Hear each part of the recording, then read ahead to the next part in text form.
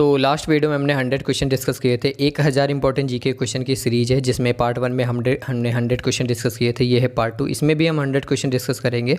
और पार्ट 1 आप में से जितने लोग भी चैनल पे न्यू जुड़े हो, नीचे डिस्क्रिप्शन पे चेक करना, आपको वीडियो की लिंक मिल जाएगी। वो 100 क्वेश्चन पहले देख लेना, इसके बाद ये वीडियो देखना। तो चलिए हम स्टार्ट करते हैं। पार्ट 2 है क्वेश्चन नंबर 101 से। वीडियो अच्छी है, बहुत अच्छी है, क्योंकि सारे क्वेश्चन इंपॉर्टेंट हैं। आपके एग्ज़ाम में ज़रूर काफ़ी सारे क्वेश्चन देखने को मिलेंगे, तो सारे क्वेश्चन आप तैयार करना। कोई भी क्वेश्चन नहीं समझ आता तो उसको स्किप मत करना। किसी भी कंडीशन में आपको ये 1000 क्वेश्चन आपको रट लेने, ठीक है। वीडियो अच्छी लगे तो लाइक करना। चैनल पे अगर आप न्यू हो, अभी तक सब्सक्राइब नहीं किया तो वीडियो देखो, इसके बाद अगर आपको अच्छी लगे वीडियो देन सब्सक्राइब करना, ठीक है। चलो पहला क्वेश्चन आज की इस वीडियो का, चेचक के लिए टीके का आविष्कार किसने किया था? देखिए, चेचक के लिए टीके का जो आविष्कार है वो किया था एडवर्ड जेनर ने। 1857 के विद्रोह के समय भारत का गवर्नर जनरल कौन था? तो वो था लॉर्ड कनिंग। वल्लभ भाई पटेल को सरदार की उपाधि उनकी कुशल संगठन क्षमता के कारण किस आंदोलन के दौरान दी गई? तो ये दी गई थी आपकी बारदौली सत्याग्रह के समय, ठीक है। देखिए, वल्लभ भाई पटेल को सरदार की जो उपाधि दी गई थी वो दी गई थी बारदौली सत्याग्रह के दौरान। राजा राम मोहन राय द्वारा ब्रह्म समाज की स्थापना कब की गई? तो देखिए, सीधा क्वेश्चन बनता है कि ब्रह्म समाज की स्थापना किसने करी? तो राजा राम मोहन राय ने। और ये भी क्वेश्चन बना एग्जाम में कि कब की, तो वो करी थी 1828 ईस्वी में। नेक्स्ट क्वेश्चन है, कश्मीर का शासक जो कश्मीर का अकबर के नाम से जाना जाता है वह है? तो वह है आपका जैनुल आबिदीन। तो ये नाम आपको याद रखना, एग्जाम में पूछा जा चुका है। नेक्स्ट क्वेश्चन है, भारत में कुल कितने उच्च न्यायालय हैं? तो देखिए, भारत में कुल कितने उच्च न्यायालय हैं? तो भारत में टोटल 25 उच्च न्यायालय हैं। टेलीविज़न का आविष्कार किसने किया था? तो JL बेयर ने टेलीविज़न का आविष्कार किया था। जल में घुलनशील विटामिन कौन से हैं? तो देखिए, विटामिन बी और सी, ये आपके जल में घुलनशील है। और अगला क्वेश्चन है कि वसा में घुलनशील विटामिन। देखिए, इससे क्वेश्चन एग्जाम में बनता ही बनता है। तो जल में जो घुलनशील विटामिन है एक बार आप उनको याद कर लो, वसा में जो घुलनशील विटामिन है वो उनको याद कर लो। इसके बाद किसी भी टाइप को घुमा फिरा के MCQ बनता है, आप उसको कर लोगे। तो जल में जो घुलनशील विटामिन है वो कौन से हैं? विटामिन बी और सी। वसा में जो विटामिन घुलनशील हैं वो हैं विटामिन A, D, E और K। वसा में जो घुलनशील विटामिन है कौन कौन से हैं? A, D, E, K। और जल में जो घुलनशील विटामिन है वो कौन से हैं? B और C। तो इतना आप याद रखिएगा, कोई भी MCQ बनता है आप कर लोगे। इसके बाद है नेक्स्ट क्वेश्चन, गोबर गैस में मुख्यतः होता है, क्या होता है? मीथेन होता है। अगला क्वेश्चन, गांधी जी किस गोलमेज सम्मेलन में भाग लेने के लिए लंदन गए थे? तो किस गोलमेज सम्मेलन में भाग लेने के लिए? दूसरे गोलमेज सम्मेलन में भाग लेने के लिए। किसने सबसे पहले पृथ्वी की जो परिधि है उसको मापा? तो देखिए, इरेटोस्थनीज ने सबसे पहले पृथ्वी की परिधि को मापा था। तो ये भी काफ़ी इंपॉर्टेंट क्वेश्चन है, याद रखिएगा। अगला क्वेश्चन लीजिए, भारत के राज्य चिन्ह में प्रयुक्त होने वाला शब्द सत्यमेव जयते। तो देखिए, ये काफ़ी इंपॉर्टेंट क्वेश्चन है, सीधा सीधा पूछ लिया जाता है कि सत्यमेव जयते किस उपनिषद से लिया गया है? तो मुंडकोप उपनिषद से। अगला क्वेश्चन है, प्राचीनतम व्याकरण अष्टाध्यायी के लेखक। सीधा क्वेश्चन आता है कि अष्टाध्यायी के लेखक कौन है? पाणिनि। अगला क्वेश्चन है, मुद्रा राक्षस नामक पुस्तक किसने लिखी है? तो विशाख दत्त ने मुद्रा राक्षस नामक पुस्तक लिखी है। अगला क्वेश्चन देखिए, क्वेश्चन नंबर 116 है, नालंदा विश्वविद्यालय की स्थापना किसने की थी? तो देखिए, नालंदा विश्वविद्यालय की स्थापना करी थी कुमार गुप्त ने। अगला क्वेश्चन है, विश्व का सबसे बड़ा कॉफ़ी उत्पादक देश कौन सा है? तो देखिए, विश्व में सबसे बड़ा कॉफ़ी उत्पादक देश है वो है आपका ब्राज़ील। अगला क्वेश्चन, दुधवा राष्ट्रीय उद्यान कहाँ पर स्थित है? तो देखिए, उत्तर प्रदेश में आपका दुधवा राष्ट्रीय उद्यान स्थित है। किस तापमान पर जल का जो घनत्व है, डेंसिटी है, वो अधिकतम होता है, मैक्सिमम होता है? तो 4 डिग्री सेल्सियस पर जल का जो घनत्व है वो मैक्सिमम होता है। जब बैरोमीटर का पारा अचानक गिर जाए तो ये किस बात का संकेत देता है? तो ये किस बात का संकेत होता है? तो राइट आंसर इसका हो जाएगा आंधी तूफान की संभावना। अगर बैरोमीटर का जो पारा अचानक गिर जाता है तो ये आंधी तूफान की संभावना है। अगला क्वेश्चन है 121 नंबर है, बैरोमीटर से आखिर मापते क्या है? तो देखिए, बैरोमीटर से क्या मापा जाता है? वायु दाब मापा जाता है ना। बैरोमीटर से वायु दाब मापते हैं। अगला क्वेश्चन देखिए, क्वेश्चन नंबर 122 है कि शतरंज का जन्मदाता किसे कहा जाता है? भारत को कहा जाता है शतरंज का जन्मदाता। मानव शरीर में रक्त का थक्का किस विटामिन से बनता है? तो विटामिन K से बनता है। आपको चोट लग जाती है, खून निकलता है, और वो खून आपका कुछ टाइम बाद, थोड़ा समय बाद थक्का जम जाता है। तो थक्का जो होता है विटामिन K की वजह से जमता है। अगर आपके शरीर में विटामिन K की कमी है तो थक्का नहीं जमेगा। और ये क्वेश्चन भी पूछा जाता है कि थक्का किस विटामिन के कमी से नहीं जमता है? तो वो जमता है विटामिन के की कमी से नहीं जमता है, और विटामिन के अगर पर्याप्त मात्रा में है तो थक्का जम जाता है। भोपाल गैस त्रासदी से संबंधित यौगिक का क्या नाम था? वो था मिथाइल आइसोसाइनाइड। सोना किस अम्ल में घुल जाता है? तो सोना जो आपका होता है वो अम्लराज में घुल जाता है। अम्लराज को एक्वारेजिया भी कहते हैं। और अम्लराज होता क्या है वो नेक्स्ट क्वेश्चन में डिस्कस किया है। 126 है, एक्वारेजिया आयतन में 3:1 के अनुपात में किसका मिश्रण होता है? तो सबसे पहले सारी जानकारी समझ लो। जो आपका अम्लराज होता है या फिर एक्वारेजिया जिसे कहते हैं, वो आपका HCl और HNO3 का मिश्रण होता है। HCl सांद्र हाइड्रोक्लोरिक अम्ल और HNO3 सांद्र नाइट्रिक अम्ल का जो मिश्रण होता है इसे अम्लराज कहते हैं या फिर एक्वारेजिया कहते हैं। तो डायरेक्ट क्वेश्चन पूछा जाता है कि अम्लराज किसका मिश्रण है, या फिर एक क्वेश्चन एक्वारेजिया किसका मिश्रण है। ऑप्शन काफ़ी सारे होंगे, 4 ऑप्शन होंगे, जिनमें से एक ऑप्शन होगा HCl प्लस HNO3। तो इसका जो मिश्रण होता है वो अम्लराज या फिर एक्वारेजिया होता है। अब इनका अनुपात पूछ लिया जाता है कि क्या अनुपात रहता है, तो 3:1 अनुपात रहता है। जो आपका HCl होता है वो 3 भाग होता है, और जो नाइट्रिक HNO3 है नाइट्रिक अम्ल वो आपका 1 होता है। ठीक है, इतना याद रखिएगा। चलिए अगला क्वेश्चन देखिए, श्रीनगर की स्थापना किसने करी थी? तो अशोक ने करी थी श्रीनगर की स्थापना। अगला है, ऑक्सीजन की खोज किसने की थी? प्रीस्टले ने। नेक्स्ट क्वेश्चन है, फाउंटेन पेन के आविष्कारक कौन थे? वाटरमैन। आविष्कारक इन्वेंशन आपके ऑफिशियल सिलेबस पे है, और जितने भी क्वेश्चन बनते हैं सारे सीरीज में आपको मिल जाएंगे, एक भी क्वेश्चन आपको बाहर से नहीं आएगा आपके एग्जाम में। अगला क्वेश्चन लेते हैं, क्वेश्चन नंबर 130। क्वेश्चन नंबर 130 है, एल्बर्ट आइंस्टीन को किस खोज के लिए 1921 ईस्वी में नोबेल पुरस्कार से सम्मानित किया था? देखिए वो किया था प्रकाश विद्युत प्रभाव के लिए। अगला क्वेश्चन नंबर 131 है, चीन की जो महान दीवार है ग्रेट वॉल ऑफ चाइना जिसे बोलते हैं, का जो निर्माण है वो किसने करवाया था? तो ये नाम आप याद रखिएगा, सी हुआंग टी ने ये करवाया था। इन्होंने चीन की महान दीवार जिसे ग्रेट वॉल ऑफ चाइना बोलते हैं उसका निर्माण करवाया था। भारत में जो प्रथम रेल है वो कब चली थी? 16 अप्रैल 1853 ईस्वी को प्रथम रेल चली थी। ये भी इंपॉर्टेंट क्वेश्चन है। किस राष्ट्रीय राजमार्ग को शेरशाह सूरी राजमार्ग कहा जाता है? बढ़िया क्वेश्चन है। NH1 को, नेशनल हाईवे 1 को शेरशाह सूरी मार्ग भी कहा जाता है। ठीक है, अगला क्वेश्चन लेते हैं। क्वेश्चन नंबर 134 है, शिव समुद्रम जलप्रपात किस नदी पर स्थित है? बहुत बार ये क्वेश्चन रिपीट होता है, कावेरी नदी पर है। किस राज्य में विधानसभा सदस्यों की संख्या सबसे अधिक है? तो उत्तर प्रदेश में विधानसभा सदस्यों की संख्या जो है वो सबसे अधिक है। 13 अप्रैल 1919 को जलियांवाला बाग हत्याकांड कराने वाले माइकल ओ डायर की किसने लंदन में हत्या की थी? तो वो करी थी उधम सिंह ने। ठीक है, इंपॉर्टेंट क्वेश्चन है। नेक्स्ट क्वेश्चन है, पुरानी जलोढ़ मिट्टी को अन्य किस नाम से जाना जाता है? बहुत इंपॉर्टेंट क्वेश्चन है। बांगर के नाम से जलोढ़ मिट्टी को जाना जाता है। ठीक है, जब मिट्टी का सेशन मैंने आपको पढ़ाया था तो उसमें क्लियर किया हुआ था ये चीज़। अगला क्वेश्चन लेते हैं, क्वेश्चन नंबर 138 है। 138 है, Jim Corbett national park. Jim Corbett national park कहाँ पर स्थित है? उत्तराखंड में स्थित है। Important question. भारत का सबसे ऊंचा जलप्रपात कौन सा है? जोग या फिर गरसोप्पा। जोग प्रपात इतना समझिए, जोग प्रपात पूछा जाता है, या फिर इसे गरसोप्पा भी कहते हैं। तो जोग जो जलप्रपात है भारत का सबसे ऊंचा जलप्रपात है। पूर्वी घाट एवं पश्चिमी घाट पर्वत श्रेणियों का मिलन स्थल है वो है आपका नीलगिरी पहाड़ी। ये आपका मिलन स्थल है किसका? पूर्वी घाट और पश्चिमी घाट पर्वत श्रेणियों का। अगला देखिए, महारानी विक्टोरिया को भारत की सामग्री कब नियुक्त किया गया था? महारानी विक्टोरिया को भारत की जो सामग्री है वो 1876 ईस्वी में नियुक्त किया गया था। नेक्स्ट क्वेश्चन लेते हैं, क्वेश्चन नंबर 142 है, मूत्र को गुर्दे या फिर किडनी से मूत्राशय तक कौन ले जाता है? तो वो ले जाता है आपका यूरेटर जिसे मूत्रवाहिनी बोलते हैं। मोपला विद्रोह जो कि 1921 में हुआ था तो वो कहाँ हुआ था? तो वो केरल में हुआ था, मालाबार में। तो दोनों क्वेश्चन याद रखना कि मोपला विद्रोह कब हुआ था और कहाँ हुआ था। पुस्तक गुलामगिरी के लेखक कौन है? तो गुलामगिरी के डायरेक्ट लेखक पूछ लिया जाता है ज्योतिबा फुले। अगला क्वेश्चन है, ग्रैमी पुरस्कार किस क्षेत्र में दिया जाता है? तो संगीत के क्षेत्र में आपका ग्रैमी पुरस्कार दिया जाता है। नेक्स्ट क्वेश्चन है, विश्व के सर्वोच्च पर्वत शिखर माउंट एवरेस्ट पर चढ़ने वाले जो प्रथम व्यक्ति थे तो वो कौन थे? तो वो थे, देखिए कौन थे, तेंजिंग नोरगे जो कि नेपाल के, और एडमंड हिलेरी जो कि न्यूजीलैंड के थे। नेक्स्ट क्वेश्चन है, सरदार पटेल स्टेडियम या मोटेरा स्टेडियम किस राज्य में स्थित है? तो वो है आपका गुजरात राज्य में। नेक्स्ट क्वेश्चन लेते हैं,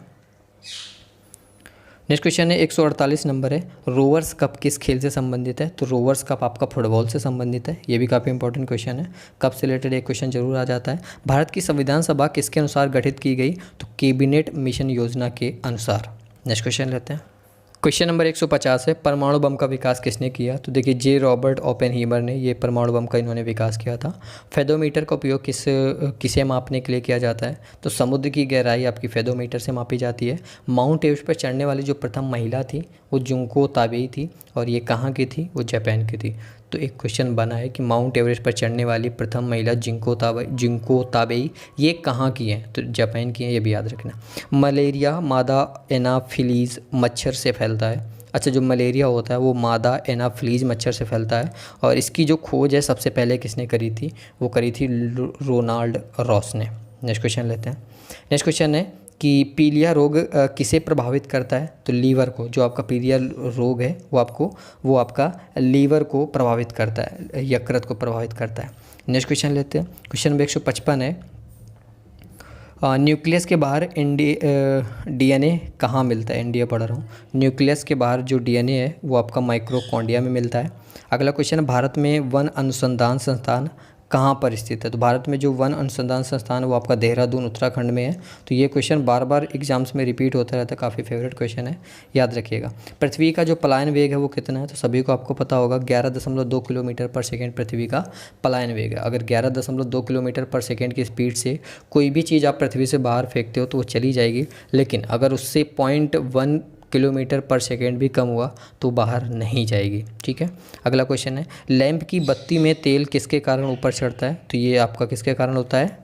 केशिकत्व के कारण। राइट आंसर क्या हो जाएगा? केशिकत्व के कारण। अगला क्वेश्चन 169 नंबर है, पंचशील समझौता भारत और किस देश के बीच हुआ था? तो देखिए बहुत इंपॉर्टेंट क्वेश्चन है, भारत और चीन के बीच हुआ था। अगला क्वेश्चन है, सूर्य की ऊर्जा उत्पन्न होती है, नभ की संयंत्र द्वारा सूर्य की ऊर्जा उत्पन्न होती है।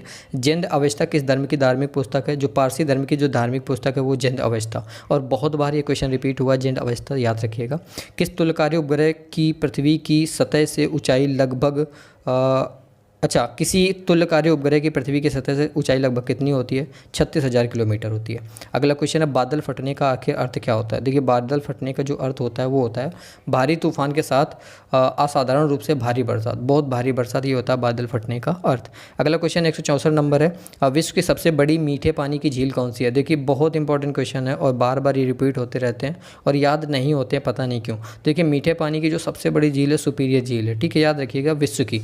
भारतीय स्टेट बैंक SBI की स्थापना कब हुई थी? तो SBI की जो स्थापना हुई थी, स्टेट बैंक ऑफ इंडिया, तो वो हुई थी 1 जुलाई 1955 में। विश्व में हरित क्रांति के जनक कौन है? तो हरित क्रांति के जो जनक है वो हैं Norman Borlaug, Norman E Borlaug, या फिर कहीं पे आप नाम पढ़ेंगे नॉर्मन बोरलॉग, इतना केवल लिखा रहेगा। तो ये विश्व में हरित क्रांति के जनक है। नेक्स्ट क्वेश्चन लेते हैं। क्वेश्चन नंबर 167 है, दिल्ली के प्रसिद्ध जामा मस्जिद का निर्माण किसने करवाया था? तो डायरेक्ट क्वेश्चन पूछा जाता है, जामा मस्जिद का निर्माण शाहजहां ने करवाया था। प्रसिद्ध संगीतज्ञ तानसेन का मकबरा कहाँ स्थित है? तो वो आपको ग्वालियर मध्य प्रदेश में स्थित है। अगर ऑप्शन में ग्वालियर है तो ग्वालियर, या फिर अगर स्टेट लिखे हों तो मध्य प्रदेश ऑप्शन होगा। भक्ति आंदोलन को दक्षिण भारत से लाकर उत्तर भारत तक प्रचारित करने का श्रेय किसे दिया जाता है? तो ये दिया जाता है रामानंद को। अगला क्वेश्चन है, गीत गोविंद के रचयिता कौन है? तो जयदेव आपके गीत गोविंद के रचयिता हैं। नेक्स्ट क्वेश्चन है, क्वेश्चन नंबर 171 है, पाल वंश का संस्थापक कौन था? देखिए पाल वंश के जो संस्थापक था वो था गोपाल, और पूछा जाता है एग्जाम में, काफ़ी इंपॉर्टेंट है पाल वंश। अगला, शून्य की खोज किसने की थी? आर्यभट्ट ने। ये इतना इंपॉर्टेंट नहीं है क्योंकि अब नहीं पूछा जाता, लेकिन पाल वंश का जो संस्थापक है एग्जाम में पूछा जा चुका है। किस शासक ने गंगा एवं सोन नदियों के संगम पर पाटलिपुत्र नामक नगर की स्थापना की? तो वो करी किस शासक ने? उदयन ने। राष्ट्रमंडल खेलों का प्रथम जो आयोजन है वो कब हुआ था? इंपॉर्टेंट क्वेश्चन है, 1930 ईस्वी में कनाडा में हुआ था। कहाँ हुआ था ये भी याद रखिएगा, कनाडा में। और कब हुआ था? 1930 में। राष्ट्रमंडल खेलों का जो प्रथम आयोजन है। ठीक है, नेक्स्ट क्वेश्चन लेते हैं। हवा महल कहाँ स्थित है? देखिए जयपुर राजस्थान में आपका हवा महल स्थित है। भारत पहली बार विश्व कप क्रिकेट चैंपियन कब बना? तो वो बना 1983 ईस्वी में। इसके बाद टेनिस में ग्रैंड स्लैम जीतने वाले पहले भारतीय खिलाड़ी कौन है? वो है महेश भूपति, है ना, बढ़िया क्वेश्चन है।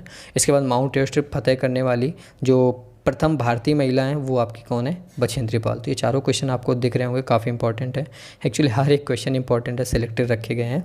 चलिए अगला क्वेश्चन देखते हैं, क्वेश्चन नंबर 179 है। क्वेश्चन नंबर 179 क्या कहता है कि आधुनिक वर्गीकरण का जो पिता है, फादर ऑफ मॉडर्न टैक्सोनॉमी, किसे कहते हैं? तो आधुनिक वर्गीकरण के जो पिता हैं वो कार्ल लिनियस को कहा जाता है। जीवाणु बैक्टीरिया की खोज किसने करी? तो ल्यूवेन हॉक ने करी।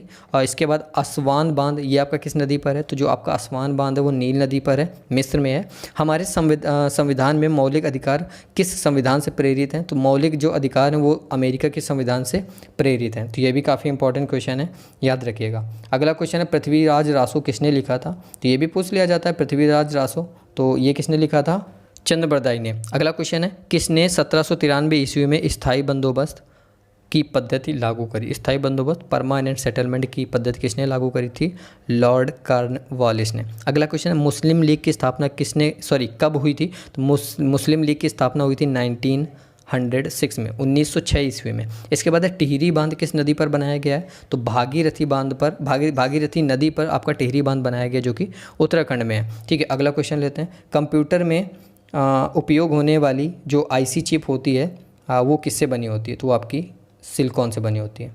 आईसी का एक बार फुल फॉर्म पूछा गया था, क्या होता है आईसी का फुल फॉर्म? बहुत आसान है, कमेंट बॉक्स में ट्राई करना कि आप जवाब दे लो आईसी का फुल फॉर्म। अगला क्वेश्चन है हाइग्रोमीटर से क्या नापी जाती है? तो हाइग्रोमीटर से वायुमंडल में व्याप्त आर्द्रता मापी जाती है ना। सीधा सीधा पूछ लिया जाता है, सीधा सीधा ऑप्शन में आर्द्रता दिया जाता है कि हाइग्रोमीटर से क्या मापते हैं? तो आर्द्रता मापते हैं। नेक्स्ट क्वेश्चन लेते हैं।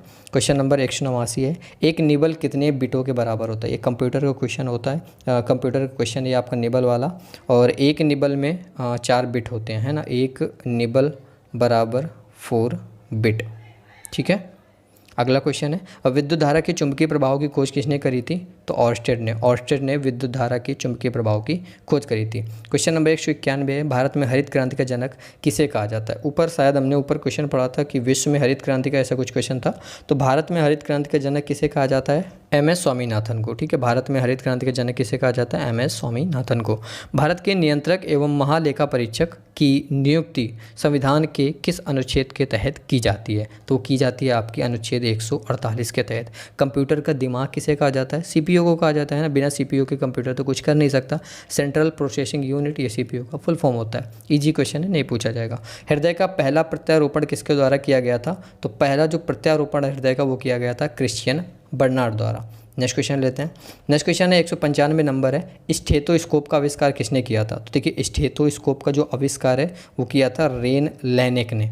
अगला क्वेश्चन है भारत में स्वतंत्रता के बाद प्रथम आम चुनाव कब संपन्न कराए गए? स्वतंत्रता के बाद जो प्रथम आम चुनाव थे वो 1952 में हुए। इसके बाद मुख्य चुनाव आयुक्त का कार्यकाल कितना वर्ष होता है? तो 6 वर्ष या फिर 65 वर्ष की आयु जो भी पहले पूरा हो। देखिए मुख्य चुनाव आयुक्त का जो कार्यकाल होता है वो 6 वर्ष होता है या फिर 65 वर्ष की आयु, दोनों ऑप्शन सही हैं अगर जो भी इसमें दिखाया जाता है। अब जिसमें से जो भी पहले पूरा हो वही हो जाएगा। ठीक है, अगर आप 6 वर्ष पहले पूरे होते हैं तो ये सही हो जाएगा। लेकिन अगर 6 वर्ष मान लो आपके नहीं पूरे होते हैं, आपके 4 वर्ष पूरे हैं, लेकिन आपकी जो 65 वर्ष की आयु है वो पूरी हो रही है, तो फिर वो होता है। ठीक है, नेक्स्ट क्वेश्चन लीजिए 198 नंबर, भारत के राष्ट्रीय ध्वज की लंबाई और चौड़ाई का अनुपात कितना है? सभी को पता होगा 3:2। क्वेश्चन नंबर 199 है, इंडिका के लेखक कौन है? तो ये भी काफ़ी इंपॉर्टेंट क्वेश्चन है, मेगास्थनीज, सभी को पता होगा। क्वेश्चन नंबर 200 काफ़ी इंपॉर्टेंट है, नीति आयोग का पूरा नाम क्या है? देखिए नीति आयोग का जो पूरा नाम है वो है national institution for transforming India. बहुत से लोगों ने पढ़ा होगा हिंदी में नीति आयोग, तो उनको ये नहीं पता है कि नीति एक शॉर्ट फॉर्म है, इसका फुल फॉर्म भी है। तो ये भी काफ़ी इंपॉर्टेंट क्वेश्चन है, एग्जाम में पूछ लिया जाता है। अब आप में से जितने लोग भी लास्ट तक आए यार, हेड्स ऑफ आप सभी को कि आपने पूरी वीडियो देखी, सारे क्वेश्चन को अच्छे से समझे। अब इतना आप पढ़ते हो, अगर आप वीडियोज़ को पूरा देख रहे हो तो चलो कुछ चीज़ें मैं आपको देता हूँ। नीति आयोग से रिलेटेड जितने भी इंपॉर्टेंट क्वेश्चन बनते हैं या फिर जितनी भी चीज़ें आपको पता है कमेंट बॉक्स में लिखिए। जैसे इसकी स्थापना कब हुई, इसके जो अध्यक्ष हैं वो कब है, सब कुछ नीति आयोग के बारे में आप कमेंट बॉक्स में लिखना। जितने भी लोग लिखोगे मैं ज़रूर कमेंट पढ़ूंगा और उसका रिप्लाई भी दूंगा। ठीक है, तो कैसी लगी वीडियो कमेंट करके मुझे ज़रूर बताओ। 200 क्वेश्चन आपके कंप्लीट हो गए हैं।